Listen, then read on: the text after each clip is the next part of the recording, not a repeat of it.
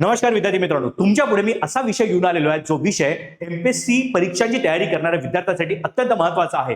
काल आयोगाकडनं एमपीएससी परीक्षा पद्धतीमध्ये भरपूर बदल करण्यात आलेले आहेत आणि हे बदल विद्यार्थ्यांसाठी फायद्याचे आहेत की त्या त्यांना रडवणार या संबंधित आपण चर्चा करणार आहोत। पहिला जो बदल आहे तो म्हणजे काय की एमपीएससीची जितक्याही परीक्षा होत्या म्हणजे गट अ ब क या तिन्ही परीक्षा मग त्या राजपत्रित असू द्या किंवा अराजपत्रित असू द्या, प्रत्येक परीक्षेची पूर्व परीक्षा ही आता ऑनलाईन होणार आहे। ऑनलाईन का केली, ऑफलाईन मध्ये काही इश्यू होते का या संबंधित आपल्याला जाणून घेणे महत्वाचं आहे।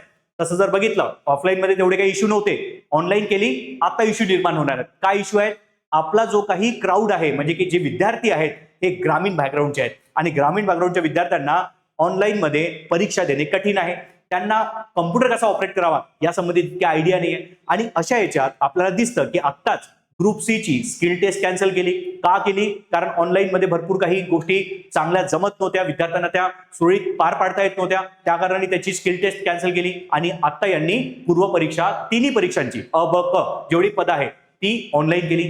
काय लॉजिक आहे नाही माहिती। दुसरा बदल म्हणजे काय की आता वर्षातनं 2 वेळा परीक्षा होणार किंवा त्यापेक्षाही जास्त परीक्षा होणार असं आपल्याला आयोग सांगतं। म्हणजेच काय, जर मी गट अ ब क हे तिन्ही जर परीक्षेचा विचार केला, जर दोनदाही परीक्षा झाली तर एकूण 6 परीक्षा होणार, मग 6 वेळा फॉर्म भरावे लागतील।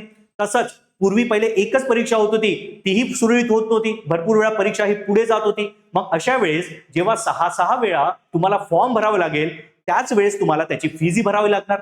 ही फीस परवडण्यासारखी असणार आहे का, हाही दुसरा प्रश्न उद्भवतो। आणि महत्वाचं म्हणजे काय, यापूर्वीच्या सरळ सेवा झालेल्या आहेत ज्या ऑनलाईनच्या माध्यमातून झालेल्या आहेत त्यासाठी किती जास्त फीस चार्ज केली गेलेली आहे हे आपल्यालाही माहिती आहे। मग अशा अनुषंगाने 6 परीक्षांची फीस भरणे हे विद्यार्थ्यांकडे शक्य होईल हा प्रश्नच आहे। आता या सर्व परीक्षा झाल्यावर मग मुख्य परीक्षा कशा पद्धतीने त्या कंडक्ट होतील याबद्दलही साशंकता आहे। सध्या तरी पूर्व परीक्षेबद्दलच त्यांनी सांगितलेलं आहे की ती ऑनलाईन होतील, पण तर आपण जर बघितलं राज्यसेवा जर सोडली, गट ब आणि क संयुक्त पूर्व परीक्षा या एमसीक्यू फॉर्मॅटच्या असतात, मग त्याही आपल्या ज्या परीक्षा आहे त्या सीबीटी बेस होणार का, कॉम्प्युटर बेस्ड टेस्ट होणार का, हा आपला पुढे प्रश्न येतोय। पुढला प्रश्न म्हणजे काय की आता त्यांनी वैकल्पिक विषय काढलेला आहे।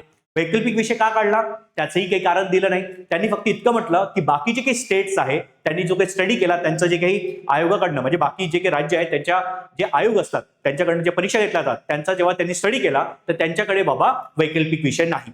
पण आता आपण एक कारण दिलं होतं, जेव्हा आता मागे 2025 ला ही परीक्षा बदलली आणि जुन्या पद्धतीनुसार नवीन पद्धतीवर गेली त्यावेळी आपल्याला काय कळतं, त्यांनी म्हटलं की बाबा आपल्याला युपीएससी मध्ये महाराष्ट्राचा टक्का वाढवायचा आहे, त्या कारणाने युपीएससी सारखा जो पॅटर्न आहे तो आपण अडॅप्ट करणार। मग त्यामध्ये ऑप्शनल वैकल्पिक विषयही होता। मग आता वैकल्पिक विषय जर काढत असाल तर मग युपीएससीला विद्यार्थी खरंच तयार होणार आहेत का? कारण मग आता युपीएससी तयारी आणि एमपीएससी तयारी वेगळीच झालेली आहे, जी पूर्वी तशीच होती। युपीएससी आणि एमपीएससी वेगवेगळं होतं, त्याचा पॅटर्न वेगळा होता, त्याचा सिलेबसही काइंड ऑफ वेगळा होता।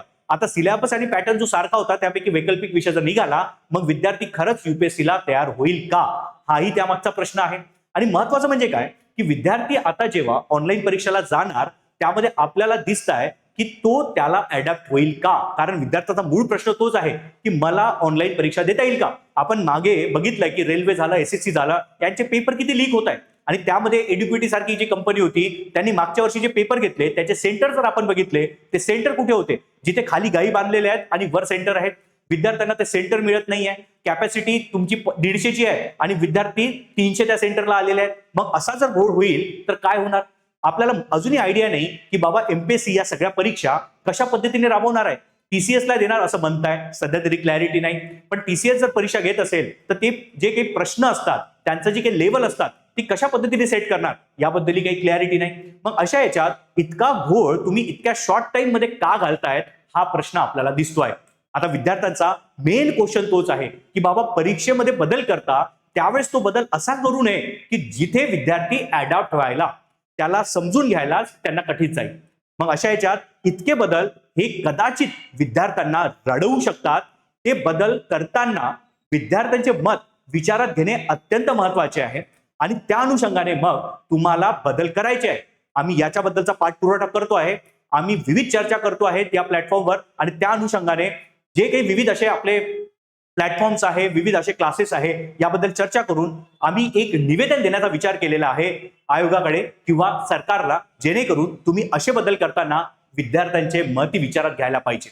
फक्त आणि फक्त तुम्ही तुमच्या साईडने बदल केला आणि त्याच्यामुळे विद्यार्थी तो ऍक्सेप्ट करेल असंही होणार नाही. कारण बदल करताना विद्यार्थ्यांची कम्फर्टेबिलिटी बघावं लागेल. असं म्हणत नाही की बाबा विद्यार्थ्यांच्या नुसारच पेपर घ्या, विद्यार्थी म्हणतात त्याच्यावरच प्रश्न विचारा, ते नाही. पण टेक्निकॅलिटी तर विचारात घ्या.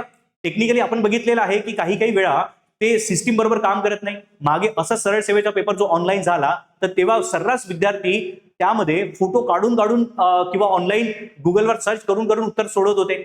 मग त्याबद्दल क्लॅरिटी होणे खूप महत्वाची आहे. तर जोपर्यंत आयोग त्यांच्याकडनं याबद्दल क्लॅरिटी देणार नाही, संभ्रमाची स्थिती राहील, विद्यार्थी कन्फ्यूज राहील आणि विद्यार्थ्यांना ती परीक्षा कठीण जाणारच आहे आणि विद्यार्थ्यांना ती रडवणारच आहे.